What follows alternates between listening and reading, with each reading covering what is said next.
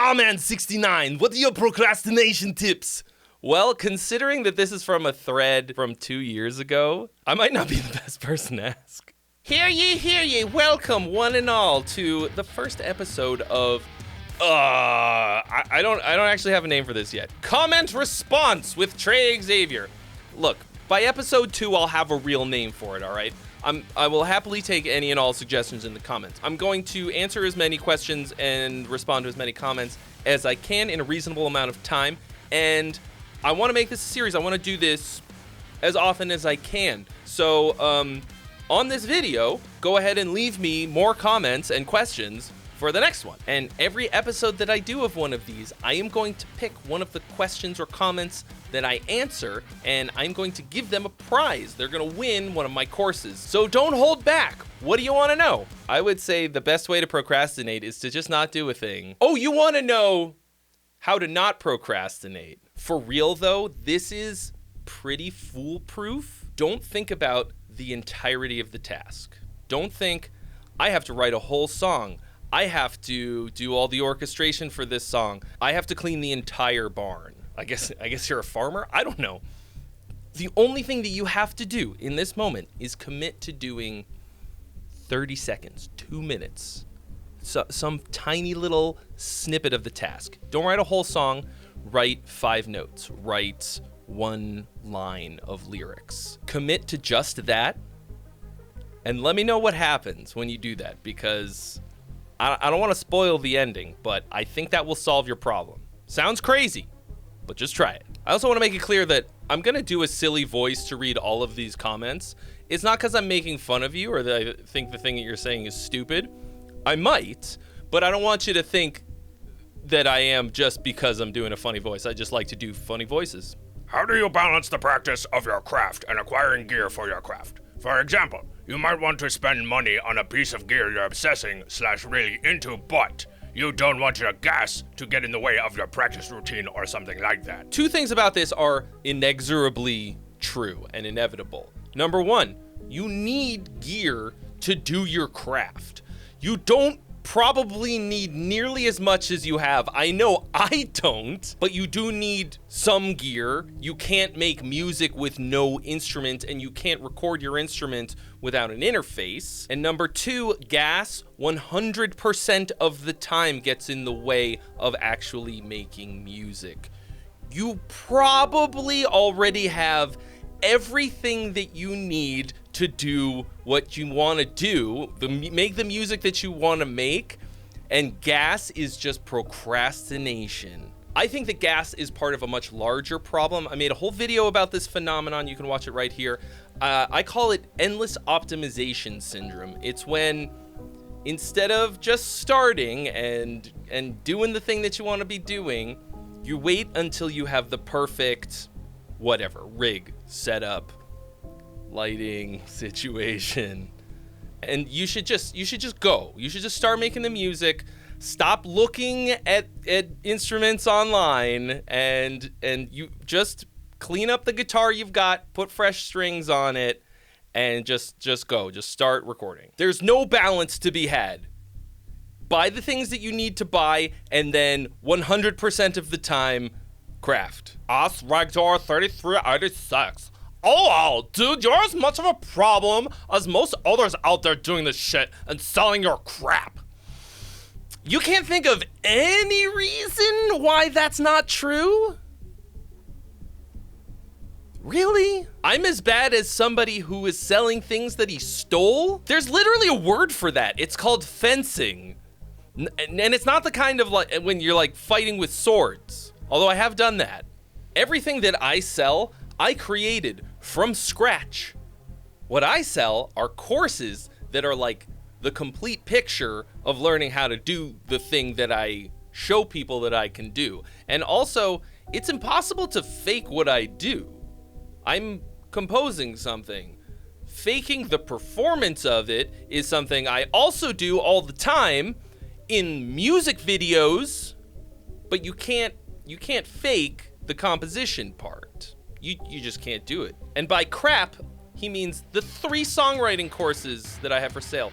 Complete rock and metal songwriting, how to actually write lyrics, and making symphonic metal with free VSTs, all of which you can find at the link in the description below. Thank you so much for giving me a reason to sell people my crap. I'm in fact sponsoring today's video with my crap that I'm selling. So thank you for the perfect segue. The thing that Giacomo was selling was tabs, and tabs have a very particular usefulness. I actually did a whole video about why you shouldn't learn from tabs. You can watch that right over here. It's not that you shouldn't use tabs. It's that if you think that by learning other people's parts, just by learning where to put your fingers, you're going to become a better musician, that is a massive deception and just a completely wrong way to think about it, because it just doesn't work.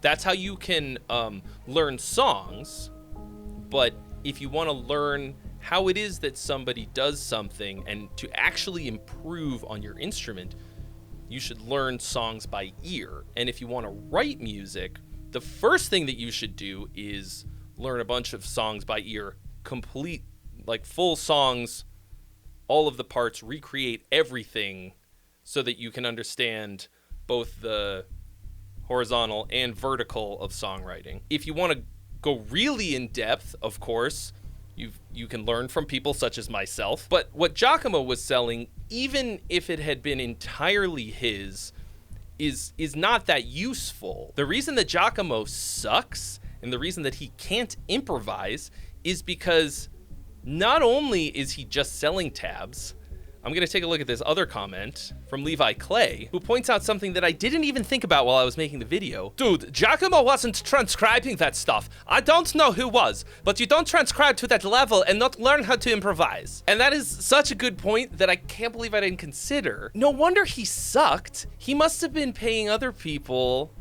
to do his transcriptions for him. You can't do that many transcriptions and not learn a ton.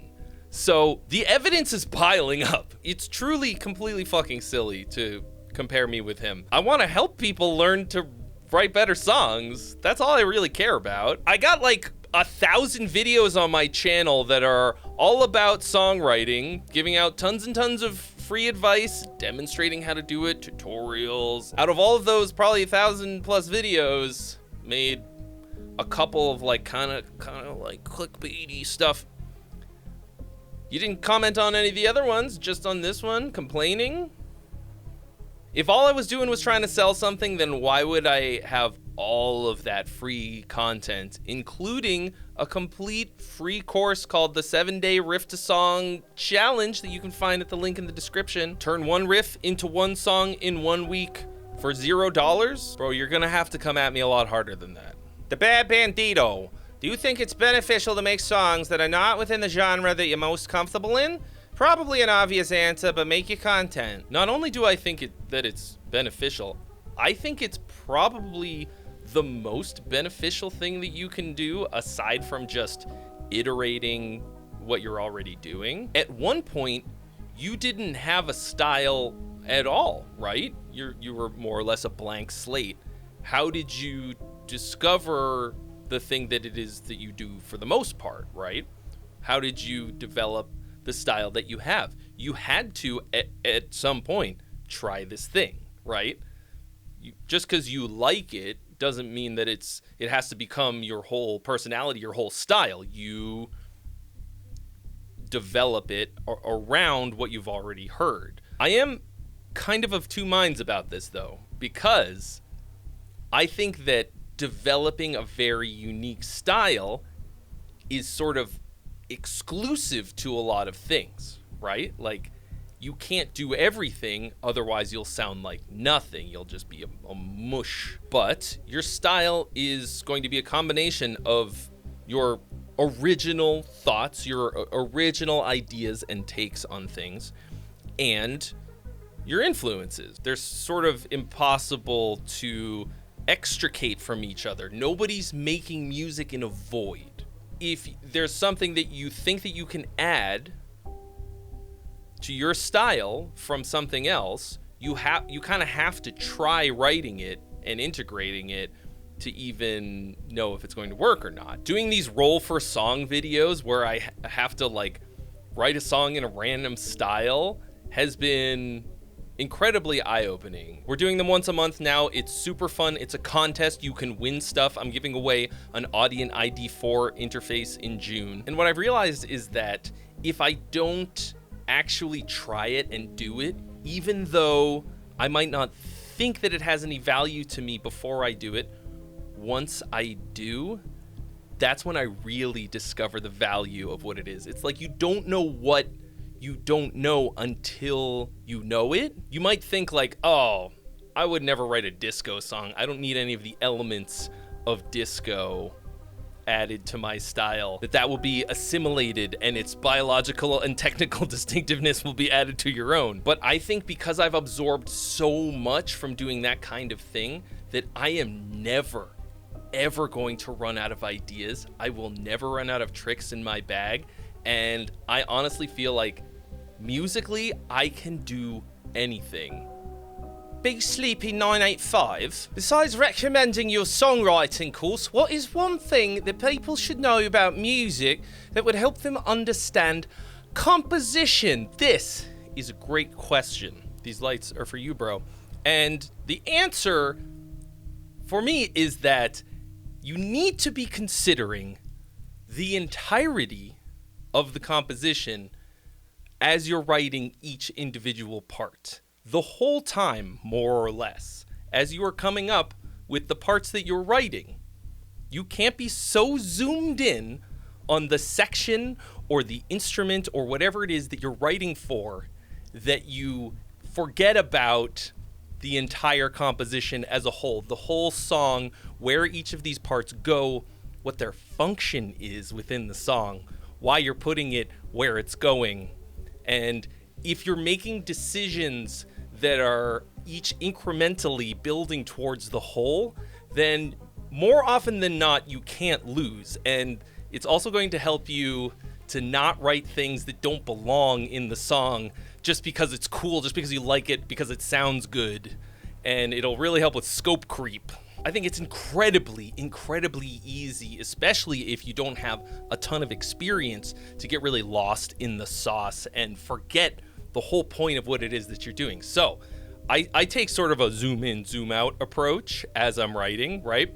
I'm always thinking about the song as a whole, the composition, the structure, but I will, of course, zoom in to work on, like, you know, the flute expression part, like whatever little thing needs to get a lot of detail and attention to it. But I still have to sort of stop and zoom out and think about not just the part that's happening, but where it's fitting within the entirety of the song. So I'm actually constantly pushing the physical zoom in and zoom out buttons in the DAW, and also just stopping, listening from the beginning, thinking about where it's going to go, what I'm aiming for. And I'm very rarely thinking about myself. I'm thinking about my role within the song if it's something that's going to be played with other people. But even if it's all me writing all of the parts, I'm still thinking about it sort of as if I'm giving these parts to other players, and just that it has to be a cohesive, complete thought,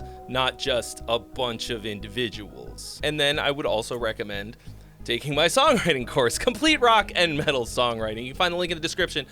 Seriously though, I am sponsoring my own video today, so if you want to support the channel and learn more about songwriting in depth, check it out. What are your favorite techniques to keep recurring sections interesting? What helps you stay in the sweet spot between boring repetition and riff solid? This is an issue that you are going to have to be perpetually balancing, right? Repetition is incredibly important, but it can also get very boring. And not enough repetition is awful. It's, I think, way, way, way worse. But nonetheless, both of those are bad if you don't get them right. So if you have too much of one or the other. The ways in which I will, more often than not, vary up these repetitions to keep them fresh is two things. Number one, dynamics. Some kind of dynamic shift in the arrangement, right? A lot of the time, it'll just be how I perform it on the guitar, right? palm mute instead of open notes, doubling up the picking, playing big chords instead of like a busy riff, something like that. And then textures, adding or removing elements within the mix, changing up how the drums are playing what they're playing, like changing the power hand, a different vocal style maybe, adding rests, taking space within the parts to let other things shine through, dropping out an instrument entirely or lots of instruments. And on the subject of balance, it is very, very easy to also do too much of that, to change up too many things too often to the point where it just gets annoying, or you have like a Ship of Theseus situation where you've changed up so much about it that it's no longer recognizable as a repetition of the same part. But this is where having taste comes in, right? You can't expect there to be a manual, a guide for every single part of the process. Like, it's up to you to make these decisions about how much is too much and what's not enough. When I give people advice on this stuff, like on the Friday stream or whatever, like there's a certain amount of objectivity that I do have, but in the end, I'm kind of just giving you my taste for it, right? Some people can listen to the exact same thing on a loop for a whole song, and it doesn't bother them in the slightest. In the end, it's your song, and you have to make decisions about this kind of stuff. But those are some really easy things to try. And if you don't try a lot of those things in the songs as you're writing them, you're not gonna understand when to do them. You're not gonna know when it's going to work. You have to try all of this stuff probably a lot more than once. And these are just like problem-solving tools more than anything else. So as I mentioned, today's video is sponsored by me and my courses, especially Complete Rock and Metal Songwriting. It's 15 hours of everything that I know about writing songs, and I want to show it to you. So check that link in the description for where you can get a hold of that course.